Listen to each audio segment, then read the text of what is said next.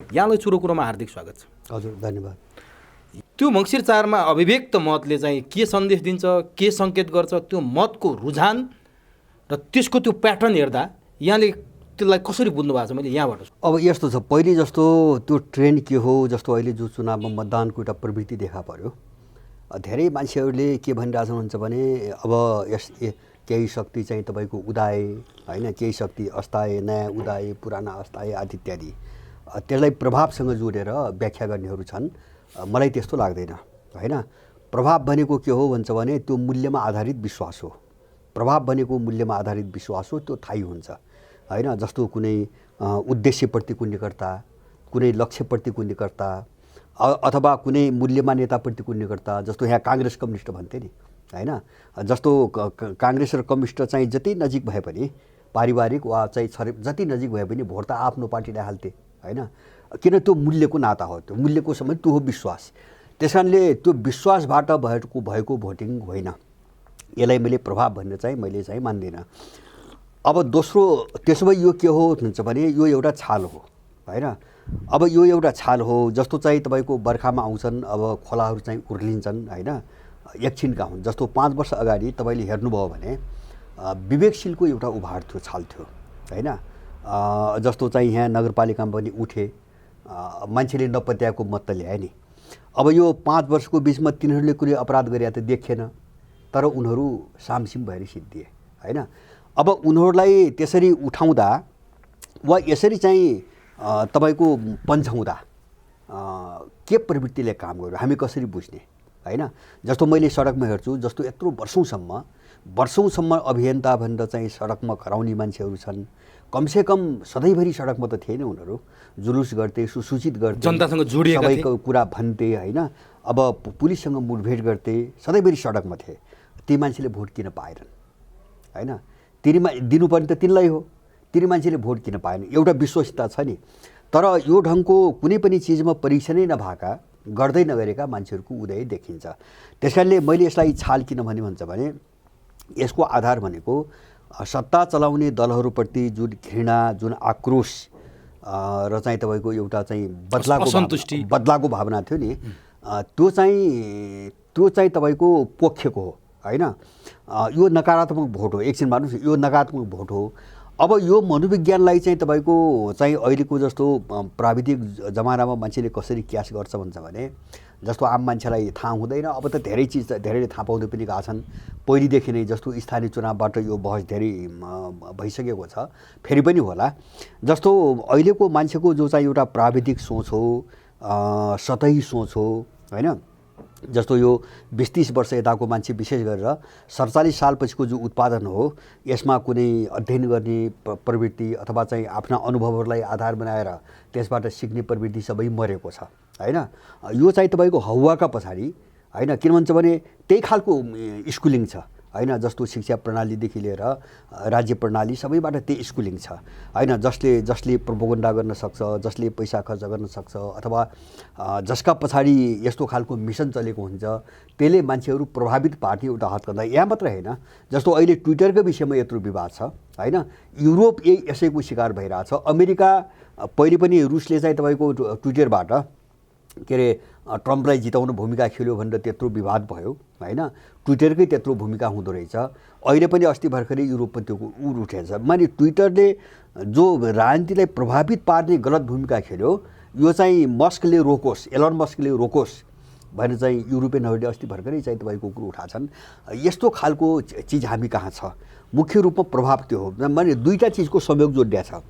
एउटा चाहिँ मानिसहरूमा रहेको चाहिँ तपाईँको वितृष्णा, कुण्ठा, दलहरूप्रतिको घृणा र त्यसलाई प्राविधिक रूपमा प्रयोग गर्न सक्ने अर्को पक्षको खुबी, बस यो दुईवटा चिजको तालमेल हो। त्यस कारणले यो एकछिन अहिलेको चुनाव देखिएको छाल हो। र अब यसलाई चाहिँ तपाईँको अब माने सत्तासँग यसलाई जोडेर कसरी क्यास गर्ने भनी उनीहरूले रणनीति बनाउलान् होइन। अब केही हदसम्म क्यास पनि त्यसलाई गर्लान्। तर मलाई के विश्वास छैन भन्छ भने यो विश्वास हो होइन। यो कुनै जस्तो मूल्यकै कुरा गर्नुभयो भने मैले भने विश्वास भने के हो भन्छ भने तपाईलाई त्यो चिज चाहिँ हो, यो ठिक हो भने लाग्यो भने तपाईलाई कुनै प्रमाणले त्यसको पुष्टि गर्नु पर्दैन, त्यसलाई विश्वास भनिन्छ हैन। कुनै पनि प्रमाण पेश गर्न नपर्ने, कुनै पनि कारण देखाउनु नपर्ने होइन, भित्रैदेखि मान्छेलाई यो ठिक हो भन्ने जब लाग्छ नि, त्यसलाई जस्तो धार्मिक आस्थाहरू विश्वास हुन् होइन। जस्तो अब मैले मानेको धर्म संस्कृति ठिक हो कि होइन भने कसैले प्रमाणित गर भन्यो भने म त्यो कुरै सुन्दैन, त्यो विश्वास हो होइन। त्यो खालको विश्वास होइन यो मैले भन्नु भनेपछि यो नेचुरल छैन, प्राकृतिक छैन, यो कृत्रिम हो। कृत्रिम ठ्याक्कै कृत्रिम पनि एउटा पाटोबाट कृत्रिम हो मैले भने नि। जस्तो दुईवटा पाटो हो, किन एकाङ्की ढङ्गले हेर्नु हुँदैन। जस्तो मानिसहरूमा जुन वितृष्णा जस्तो समस्या झेलिरहेको छ नि मान्छेले, दण्डहीनताको समस्या, यो लुट भ्रष्टाचारको समस्या, बेरोजगारीको समस्या, अथवा चाहिँ तपाईँको अब यो महँगीको समस्या जति पनि छ नि, यसबाट बिलहरू पास गरेको जस्तो यसबाट उत्पन्न भएको वितृष्णा यो एकदम स्वाभाविक छ, एकदम प्राकृतिकै छ, एकदमै सामाजिक छ। मैले अर्को पाटो जेर्न खोजेको के हुन्छ भने यो मनोविज्ञानलाई एउटा इमोसनमा परिणत गरेर होइन, त्यसलाई यो उत्तेजनामा ढालेर आफ्नो पक्षमा प्रयोग गर्ने जुन चाल हुन्छ नि, त्यो कृत्रिमता हो। अब नि जस्तो यहाँले भन्नुभयो नि, जति समस्या भन्नुभयो नि, चाहे बेरोजगारीका हुन्, चाहे महँगीका हुन्, चाहे प्रतिशोधका कुरा हुन्, चाहे असन्तुष्टिका भोट हुन्, त्यो स्वाभाविक छ भनेर यहाँले मानिरहनु भएको छ। तर अघि यहाँले सुरुमा उठाउनु भएको थियो नि, सडकमा विभिन्न अभियन्ताहरू देखिए, योभन्दा अगाडिका पार्टीहरू पनि थिए वैकल्पिक शक्ति भनेर आएका। ती पार्टीहरू रोजाइमा नपर्ने यही शक्ति जो चाहिँ जन्मेको 6 महिना पनि भएको छैन, उसमाथि धेरै आशंका र अविश्वासहरू प्रकट भइरहेछन्। त्यही शक्ति चाहिँ जनताको रोजाइमा पर्नुपर्ने त्यो बाध्यता के थियो? होइन, यस्तो छ, मैले भने नि हो, एउटा मनोविज्ञान हामीले बुझ्नुपर्ने यही हो। जस्तो भोलिको निम्ति पनि यो चिजले नेपालको राजनीतिमा धेरै ठुलो अर्थ राख्छ, सबैले यसलाई ध्यान दिनुपर्छ भन्ने छ मेरो कुरा। अब मैले यसमा जोड दिन खोजेको कुरो के हुन्छ भने मान्छे यति विक्षिप्त भइसक्यो, नेपालको मान्छे यति विक्षिप्त भइसक्यो, यति क्रुद्ध भइसक्यो, यति निराश भइसक्यो कि जसले यिनीहरूमाथि कारबाही गर्ने सबभन्दा चर्का कुरा गर्छ अथवा जसले सबभन्दा चर्को स्वरमा चाहिँ यिनका विरुद्धमा बोल्छ वा आश्वासन दिन्छ, त्यसपछि झुक्ने रुझान छ। किन त्यो तत्काल माने पीडा चाहिँ क्लाइमेक्समा गइसक्यो होइन, एउटा चरम बिन्दुमा गइसक्यो। त्यसैले मान्छेले तत्कालै चाहिँ तपाईँको यिनमाथि कारबाही खोजिरहेछ। तत्कालै चाहिँ यो अव्यवस्था जो छ नि, यसको अन्त्य र यस्तो परिस्थिति ल्याउने मान्छेहरूमाथि तत्कालै चाहिँ तपाईँको कारबाही चाहेको छ। जस्तो मैले पनि हेर्छु, मेरै जस्तो अन्तर्वार्ताहरू मेरै आफ्नै च्यानल पनि मैले चलाएको छु, अलिकति गहिरा वैचारिक ऐतिहासिक अलिकति चाहिँ गहिरो ढङ्गले चाहिँ सुन्नुपर्ने बुझ्नुपर्ने चिजहरूमा मान्छेको रुचि एकदम कम छ होइन। जस्तो काहीँ चाहिँ युद्ध हुन थाल्यो, भिडन्त हुन थाल्यो, कसैले कसैलाई मार्यो होइन, अब एउटा सनसनीपूर्ण वातावरण आयो, त्यो हेर्ने सङ्ख्या मान्छे हट्दै छ, एकदम बढी छ। लगभग मैले तपाईँको हेरेँ 4 गुणाभन्दा बढी छ होइन, मेरो आफ्नै फिलिङ पनि। किन त्यो मान्छेको विक्षिप्तताको क्लाइमेक्स हो हामीले बुझ्ने कुरा होइन। मान्छे यति फ्रस्ट्रेट भइसक्यो, यति फ्रस्ट्रेट भइसक्यो यिनीहरूबाट कि अहिलेको अहिले के होस् भन्ने चाहन्छ होइन। त्यो मनोविज्ञान चाहिँ अस्वाभाविक होइन, मैले त्यसलाई अस्वाभाविक मान्दैन, त्यो जायजै छ। मैले त्यही भएर यो छाल हो किन भन्ने त भन्छ भने त्यो कुनै मूल्यसँग जोडिएको भए त स्थिर हुन्थ्यो त। जस्तो हिजो 5 वर्ष अगाडि विवेकशीलले आखिर जे कुरो गरिरहेको थियो त्यही कुरा चाहिँ ठिक हो भनेर भोट दियो होला, त्यसले कुरा त त्यही नै गरिरहेछ, भोट किन दिँदैन अहिले होइन। जस्तो चाहिँ सडकमा अभियान चलाउनेहरू निरन्तर भ्रष्टाचारी मात्र होइन, उनीको जस्तो भ्रष्टाचारको भण्डाफुट त कसैले पनि गरेन। जस्तो नेपालका नेपाली त्यसैभरि ऊ गरे, कार्यक्रमहरू गरे, सारा एक्सपोज गरे, उनको मत किन आउँदैन भन्दाखेरि मान्छे चाहिँ एकदम तात्कालिक छ। अब इमिडिएटली यति बेलै केही भइहाल्नुपर्छ, केही गरिहाल्नुपर्छ भन्ने तपाईँको मानसिकताबाट गुज्रिरहेछ। त्यही कारण यो टेन्डेन्सी देखियो हो। यो टेन्डेन्सीलाई होइन, त्यो कारणले मात्रै होइन, यो टेन्डेन्सीलाई जस्तो प्रविधि प्रयोग गरेर अरू च्यानल प्रयोग गरेर होइन, जसले क्याच गर्न सक्यो उसले क्याच गरिरहेको छ। बस त्यो चाहिँ सोच्नुपर्ने पाटो त्यो हो होइन। विदेशीहरू पनि हाबी भए यो कुरामा होइन, यहाँको राजनीति विदेशी भन्दा बाहिरबाट चल्ने राजनीति होइन यो चाहिँ तपाईँको यहाँका मान्छेले गरे भनेर म सबैको कुरा गर्छु। जस्तो चाहिँ जो चाहिँ विशेष गरेर शक्तिमा जान्छन्, जो पावरमा जान्छन् अथवा त्यसको वरिपरि एउटा प्रभाव पार्छन् नि, उनको राजनीति बाहिरको मिसनभन्दा बाहिरबाट चल्दैन होइन। सायद मलाई लाग्छ नेपालीले यही नबुझ्दा चाहिँ यो सधैँभरि भण्ड ठक्कर खाँदै आछ, मलाई लाग्छ अझै पनि खान्छ र नसोचेको चाहिँ हन्ड ठक्कर खाने स्थिति आउँदैछ। त्यसैले विदेशीहरूको जस्तो भूराजनीति जब यस्तो डरलाग्दो छ, सामान्य कमन सेन्सबाट के बुझ्नु पर्यो भन्छ भने देश त यस्तो छ नि त, यो त मान्छेले देखिरहेछ, यो किन भयो होइन, यो के कारणले भयो, कसको कारणले भयो, यति कुरा बुझिदिने हो भने पनि यहाँको राजनीति विदेशी गेमबाट रणनीतिबाट छुतो छ कि अछुतो छ भन्ने कुरो त त्यसै पनि बुझिन्छ। भनेपछि यसलाई यसरी बुझ्न सकिन्छ, जस्तो विदेशी भनौँ अथवा जसले डिजाइन गरेर यो काम गरिरहेका छन्, यो डिजाइनरहरू त यहाँ छैनन्, डिजाइनरहरू त विदेशी नै भए। उनीहरूले नेपाली जनताको सेन्टिमेन्ट्स बुझे, नेपाली जनताको विद्यमान दलप्रतिको असन्तुष्टि बुझे र त्यहीबाट वैधानिक रूपमा चाहिँ उनीहरूकै डिजाइन अन्तर्गत यसरी शक्ति निर्माण गरे र जनता सोझो पाराले त्यतै धकेलिए, यसरी भन्न सकिन्छ? होइन, उनीहरूले जस्तो हरेक उसबाट उनले परीक्षण गर्छन्। जस्तो मैले 50औं घटनाहरू उदाहरण दिन सक्छु। जस्तो दैनिक रूपमा घट्ने सबै घटनाहरूलाई हेरे पनि हामी बुझ्न सक्छौँ। जस्तो तपाईँको के अरे चाहिँ दासढुङ्गापछि एमाले जो वितण्डा मचायो नि, होइन, आफूले छानबिनै नगर्ने घटनालाई जो वितण्डा मचायो नि, त्यो मनोविज्ञान छाम्ने एउटा चाहिँ तपाईँको कोसिस हो, होइन, हत्याराहरूको कोसिस हो। जस्तो माओवादी युद्ध भयो, त्यो मान्छेको मनोविज्ञान छाम्ने एउटा चाहिँ तपाईँको अभ्यास हो, होइन। अथवा माओवादीलाई आकाशमा पुर्याएर चाहिँ तपाईँको लगेर पातालमा राखिदियो, त्यसपछि रिएक्सन के हुन्छ उसले त्यहाँ पनि छाम्यो, होइन। अनि चाहिँ जस्तो अहिलेको चुनावमा के गर्यो भन्छ भने जस्तो यो साम्प्रदायिकता कुराहरूले मान्छेहरूलाई त्यही समुदायबाट उठायो, होइन। यिनी सबै साइड लागे अहिले देखिए। त्यहाँ एउटा मनोविज्ञान छ, मनोविज्ञान पनि छान्छन् र मान्छेले प्रयोग पनि गर्छन्। जुन कुरा जनतालाई थाहा हुँदैन, स्लो पोइजन चाहिँ जनताले खाइरहेको पोइजन हो।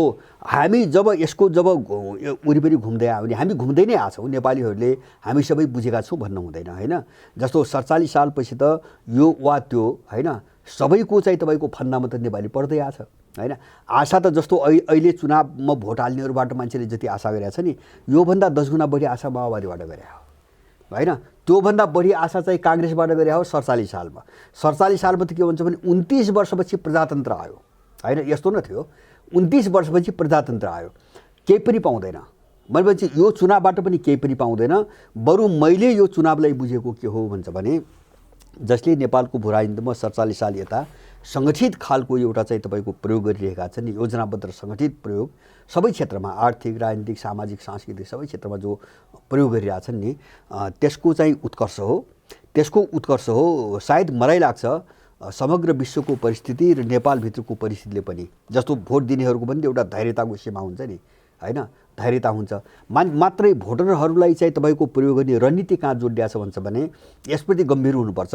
नेपालको मान्छेलाई विदेशीले यस्तो विक्षिप्त र चाहिँ सोच्दै नसक्ने बनाउनु खोजिरहेछ, त्यो यसरी ढलोस् कि त्यो कहिले प्रयास गरे पनि उठ्नै नसकोस्। त्यहाँ लगेर तपाईँको सुताइदिने मानसिक रूपमा त्यहाँ लगेर सुताइदिने। जस्तो भौतिक रूपमा त ऊर्जाशील जनशक्ति नै नेपालमा छैन, सबै गयो, निकालिदिइसके। अब मानसिक रूपमा यसरी चाहिँ ढाल्न खोजिरहेको छ ताकि भोलि अब मान्छेले कुनै चिजप्रति आशा पनि नगरोस्, विश्वास पनि नगरोस्, उठ्ने कोसिस पनि नगरोस्। त्यो ढङ्गका प्रयोगहरू धेरै भए हैं, होइन। मैले भने नि जस्तो माओवादी त्यही हो, काङ्ग्रेस त्यही हो। निजीकरण भने, निजीकरण के हुन्छ भने देश रातारात चाहिँ तपाईँको स्विजरल्यान्ड हुन्छ भने कस्तो विकास हुन्छ, सरकारी अर्थतन्त्रले तपाईँको विकासै गर्न सकेन। मान्छेलाई आशा त थियो नि, होइन। लगेर अहिले के गराइदिए, तपाईँको 20 खरब तपाईँको वैदेशिक व्यापार घाटामा पुर्याइदिए, होइन। एउटा नेपालीको टाउकामा 1 लाखभन्दा बढी 60,000 भन्दा बढी ऋण पुग्यो। माने प्रयोग यसरी गर्दैछन्। त्यो प्रयोग कहाँबाट गरिरहेछ भन्छ भने एउटालाई चाहिँ तपाईँको माथि आकाश पुर्याउने, होइन, सेलिब्रिटी, रिमोट चाहिँ एउटैको हातमा छ, होइन। डिजाइन, होइन, फरक छन्, शक्ति केन्द्र फरक छन्, तर बाहिरका हुन्। जस्तो उनीहरूले डिजाइन कसरी गर्छन् भन्छ भने मान्छेलाई आशाले, है, एउटा आशा जगाएर चाहिँ आकाशमा पुर्याइदिने, होइन, खुट्टै चाहिँ नटेक्ने ठाउँमा पुर्याइदिने। अनि जसप्रति उसले आशा गरेर हुन्छ त्यसलाई लगेर पाताल राखिदिने। पाताल लगेपछि त मान्छे त विक्षिप्त भयो। अब कसमाथि विश्वास गर्नुहुन्छ? त्यहाँ लग्न खोजिरहेछन्, अब कसमाथि विश्वास गर्नुहुन्छ? त्यस कारणले यो संसार यस्तै हो, राजनीति पनि यस्तै हो, होइन।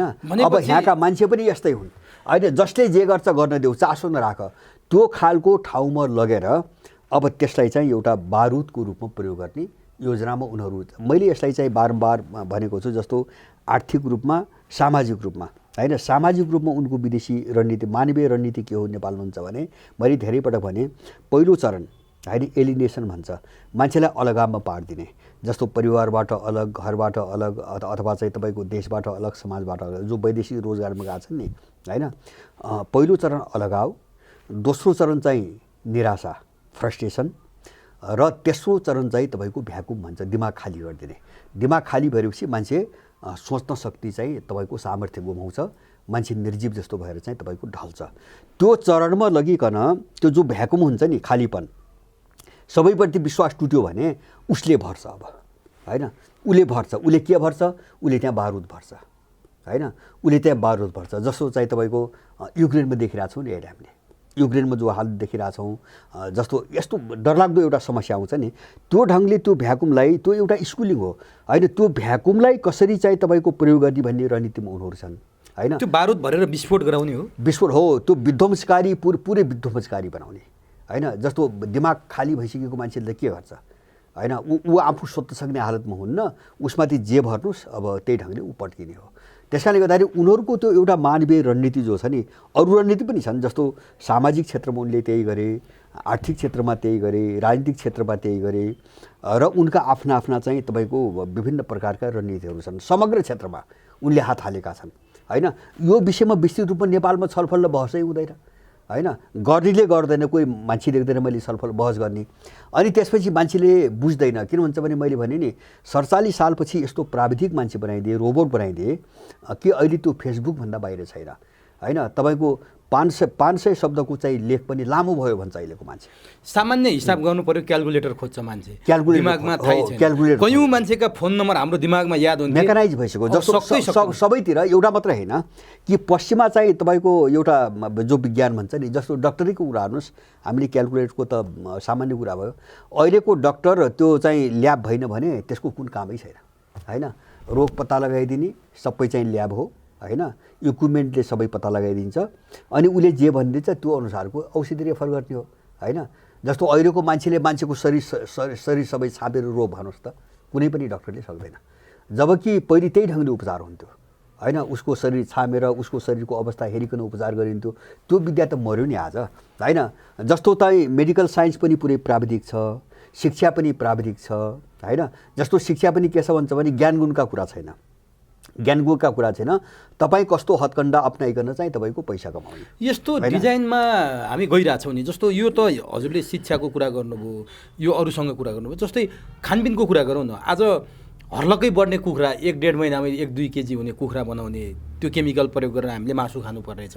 गाईको दुध चाहिँ हुनेभन्दा बढी, आउनेभन्दा बढी गाईको दुध निकालेर खाने यस्तो अवस्था आएको छ। जतासुकै केमिकलले चाहिँ ध्वस्तै बनाइसक्यो, कहीँ पनि तपाईँको अर्ग्यानिक अवस्थामा सास फेर्ने समेत वातावरण नहुने अवस्थामा पुग्यो। यस्तो गरी हामीलाई कहाँ पुऱ्याउन खोजिँदैछ? हरेक कुरामा सबै साँगुरो र सङ्कुचित बनाइयो नि होइन। उनीहरूले त एउटा मिसनमा गरे, जस्तो बजारवाद, अहिले बजारवाद भन्छन्, 90 को दशकपछि 80 को दशकपछि यसलाई बजारवाद भन्छ, नवोदारवाद भन्छ। उनीहरूको के हो भन्छ भने जसरी पनि संसारलाई लुटेर मारेर सिद्ध्याएर चाहिँ पैसा लुट्ने होइन। पश्चिमाहरूको रणनीति त्यही हो। जस्तो समग्र क्षेत्रमा उनको सिद्धान्तै यसरी बनाएको छ, एउटा मात्रै होइन, सिद्धान्तै हो त्यो होइन।